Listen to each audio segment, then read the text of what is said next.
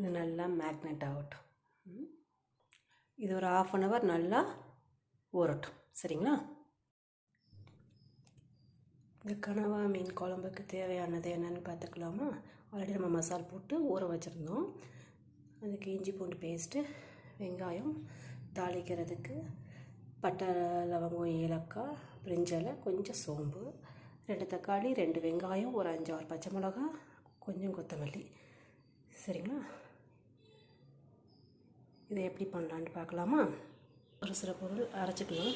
மிளகு, சீரகம் 1 ஸ்பூனு, மொத்த வெங்காயம் அரைக்கிறதுக்கு, அப்புறம் ஒரு தக்காளி,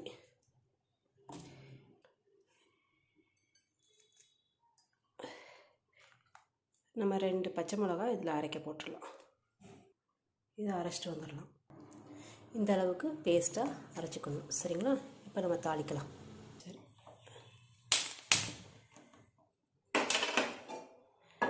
பேன் வச்சாச்சு. இதில் கொஞ்சம் ஆயில் விட்டுருக்கலாம். ஆயில் விட்டாச்சு. இதில் எண்ணெய் சூடாகும், தாளிச்சிடலாம். ஓகேங்களா? ஆயில் சூடாயிடுச்சு.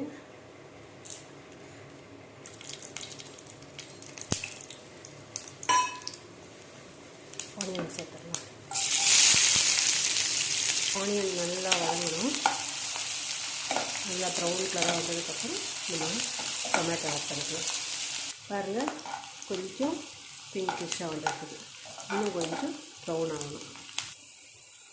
இது நம்ம எடுத்துடலாம். நமக்கு அதோட ஸ்மெல் இருந்தால் போதும். சரிங்களா?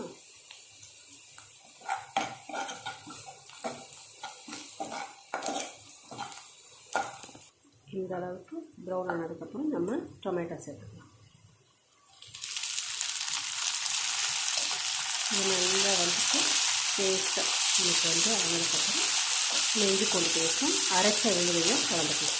தக்காளி நல்லா வதங்கி வச்சு இப்போ நம்ம இஞ்சி பூண்டு பேஸ்ட்டு ப்ளஸ் வெங்காயம், தக்காளி, அந்த மிளகு, சீரகம் நம்ம அரைச்சோம் இல்லைங்களா, அந்த பேஸ்ட்டையும் நம்ம கலந்துக்கலாம்.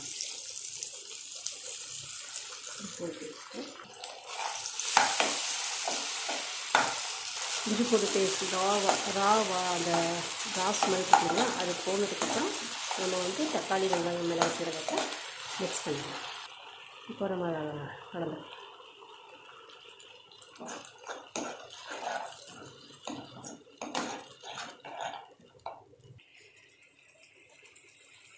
பச்சை மிளகாவையும் ஆட் பண்ணிக்கலாம். கீரை வச்ச பச்சை மிளகாய்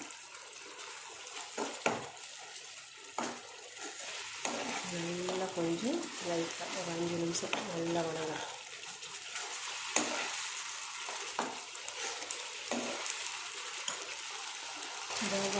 நல்லா அந்த மசாலா வதங்கினோன்னா அந்த எண்ணெய் மாதிரி பிரிஞ்சு வருதுங்க. இந்த டயத்தில் நம்ம கனவாவை சேர்த்துக்கலாம்.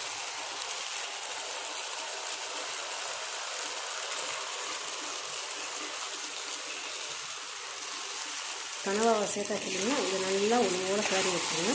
கிளறி வச்சு ஒரு 5 minutes மூடி போட்டு வேக விடுங்க. ஏன்னா இதில் கொஞ்சம் தண்ணி வரும்.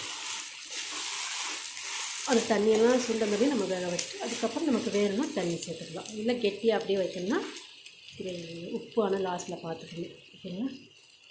இப்போ நல்லா கலந்து விடும்போது இது பாருங்கள், கொஞ்சம்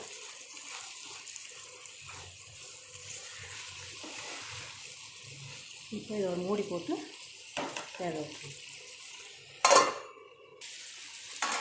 பாருங்கள், தண்ணியோடல ஆனால் தண்ணி வந்துருக்கு பார்த்தீங்கன்னா, இது கொஞ்சம் தண்ணி நல்லா வரும். இந்த தண்ணி வச்சு இதுவும் 10 நிமிஷத்தில் ஆனால் வெந்துடும். கனவா ஒன்றும் பிரச்சனை இல்லை.